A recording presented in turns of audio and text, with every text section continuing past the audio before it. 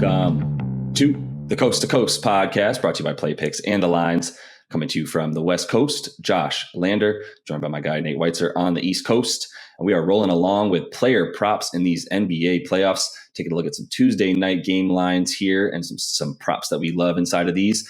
Make sure you do like and subscribe to that page. Got 3 game videos for all 3 games on tonight's slate up for you guys, as well as we will continue to do throughout these playoffs, bringing you every single playoffs game with game videos and this player props video each and every day. Also head to thelines.com. Make sure you're checking out that props tool we have available. Make sure you're shopping those lines correctly for all those NBA player props out there tonight. And as always, if you do still need a FanDuel or a DraftKings account, head to ftpicks.com or dkpicks.com. Find those listings in your area, such as what we've got for tonight's playoff props. Nate, let's jump into it. Yeah, I'm going to chase Chris Paul's stats because, the all-timer is going for that ring and really has been on a mission since he got healthy in the middle of the playoffs last season, or after, suffering that thumb injury early. You take it from the end of that Lakers series. He averaged 24 points per game, along with 4 rebounds, 8.5 assists. Usage rate up to 27% in 14 games. Shot 54, 50, 90. And in game 1 against this Pelicans team, we know what he did. 37 and 12, took over the game down the stretch, posted a 162 offensive rating, only missed 4 shots.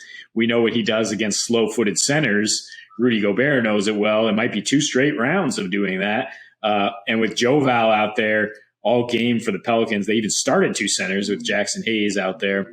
CP3 was able to just have his way. He's dissected this NOLA defense consistently in his last 3 regular season meetings with them. 13 points, 5 rebounds, 17.3 assists per game. And NOLA allowed the 4th most assists per game to point guards in their last 15 down the stretch. As you mentioned, Devontae Graham not healthy. Jose Alvarado definitely like his spunk, but CP3 is not to be trifled with. At home this season, he didn't average a ton of points. So, his prop is 17.5 points. It's a little scary to just take the points.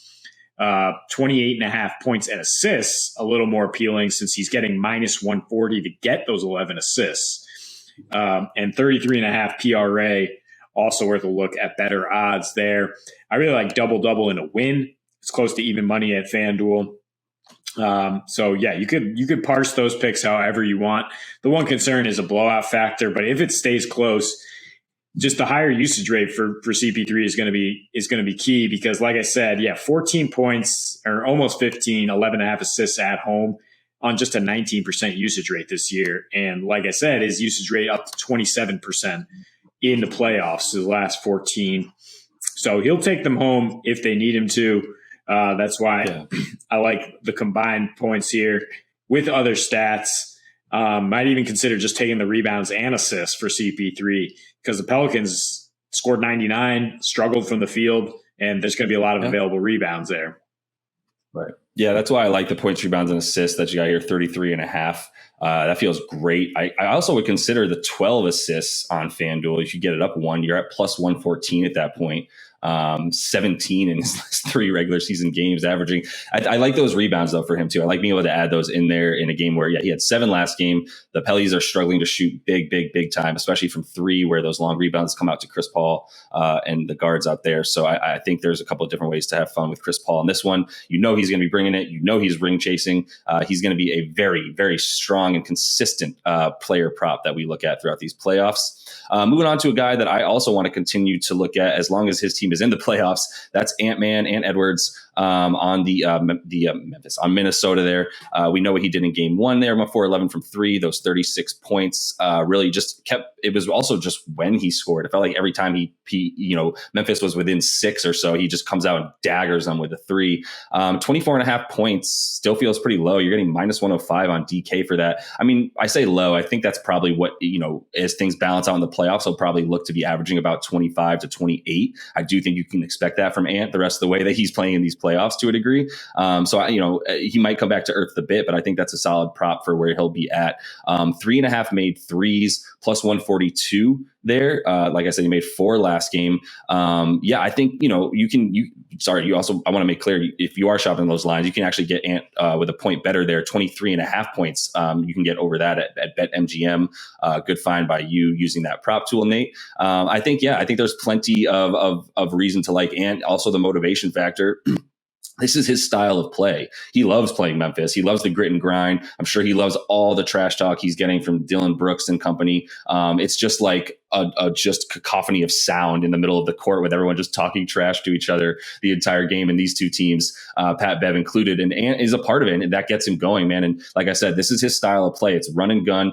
His individual pace, this team pace is 106. His individual pace was like 106.8. So he's contributing heavily to that very, very fast pace. He's just gone, man, in the blink of an eye. Even when they are playing in the half court, he's still getting ahead of the offense, being able to set up. As we mentioned, slow-footed Steven Adams was not able to hang around very long in that game. And so that did not help either. Ant will continue to be able to attack. If Steven Adams especially is not out there. Look, Ant got blocked like 2 or 3 times by Jaren Jackson, by the way, coming off his man to block him. And that still didn't scare him away from the rim at all, continuing to score about 13 of his points in the paint there, 14 of his points in the paint there during the game. So yeah, plenty to like with Ant, 24.5 points, even money. Really like that. And then if you want 4 threes from him, he's going to chuck up at least 10 times again. So if you think he's going to make 4 of 10, 4 of 12 threes, or then you feel good about plus 142 there on FanDuel. Yeah, what did he say post game? He said, Coach might not love my shot, but I love every shot I take. Yeah, he is not shy. He's not gun shy at all. And I'm just interested at the value you're getting at guys to follow up these nice playoff debuts like Maxey. You understand he's 20 points below what he did in game 1. Now Ant 14 points below or 12 points below his game 1 output. I mean, he might not do the exact same thing, but he could still get close to that. He loves playing in Memphis. As he said, his last 3 at Memphis, shooting 64% from deep. So like the 3-pointer option there. Memphis. Yeah. I mean, they're going to pack it in and see if you can hit jumpers against them. And he has proven so far that he loves to. One guy who didn't perform well in the box score that I do expect to ramp up a little bit, though, is Jaren Jackson, who you mentioned playing that key role defensively. He got into foul trouble guarding Cat because, he had to switch onto him early when Steven Adams was played right off the floor. So only 24 minutes for Triple J. That's why he only got 12 points, 4 rebounds, 7 blocks, though. So looking at his 3.5 steal block prop, that is an interesting plus 125 at DK. But I like the points and rebounds over 21.5 there is minus 104 at FanDuel. He averaged 21.5 points and rebounds in his last 4 playoff games against Utah, which is a tougher matchup to score down low for sure. Cat, as good as he's been offensively, still not a defensive stopper. Minnesota allowed the 6th most points per game to centers this year. They also allowed the 5th most rebounds per game overall. And like you said, they love to push the pace. In his last 4 regular season games against Minnesota, Triple J getting 17 points and 7 rebounds, along with 12 total blocks and 4 total steals. And that's despite shooting 27% from deep. He's going to be a bigger part of the offense, I think, because Memphis is going to play a little bit more team-oriented. They're going to do a little more pick and pop, I think, exploiting this bad perimeter defense. He's going to get his opportunities to fire away. He's probably going to come down with 6 to 8 boards on the other end because suddenly he's manning the middle. If Steven Adams can't go, it might be him and Brandon Clark out there more.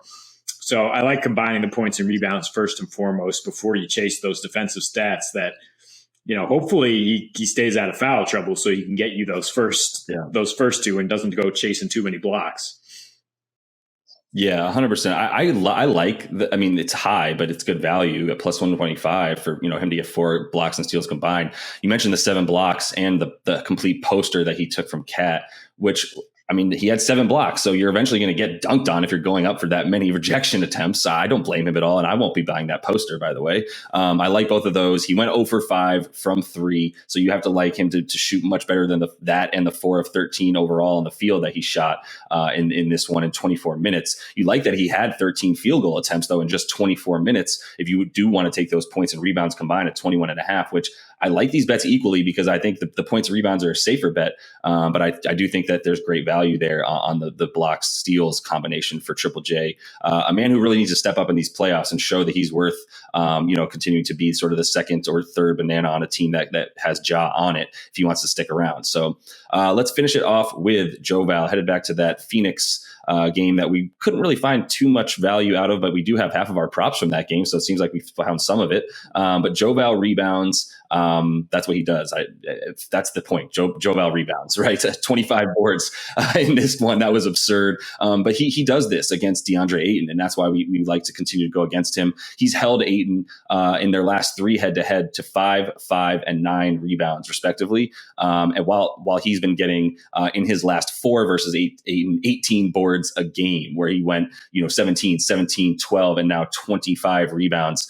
13 and a half rebounds gets you plus 108 if you go over that on FanDuel for Joe Val tonight. I really like that. Or you could take the points because he's also been averaging 19 points a game in those last 4 against the young Ayton, and just really kind of owning him. And he also went like 0 for 4 from 3 in this last game, where maybe you consider him getting one more, and you'd like that to help you out with those points and rebounds, which sits at 30 and a half.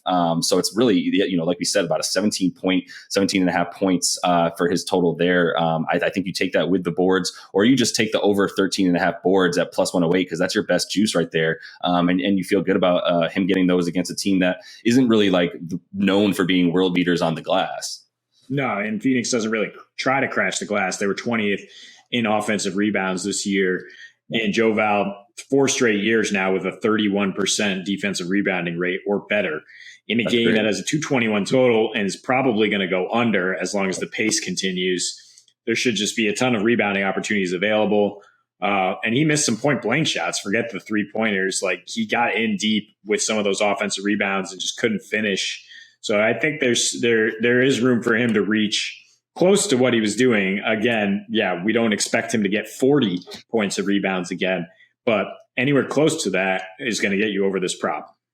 Yeah, no, I'm with it. Yeah, 40, maybe not, but maybe pretty close. So that is all the time we have for you in this props video. We will continue to bring you, so make sure you are liked and subscribed so you can stick around for all these playoff videos. We're bringing you each and every game, as well as a props video each and every day that we have playoff games. So until we see you next, happy betting.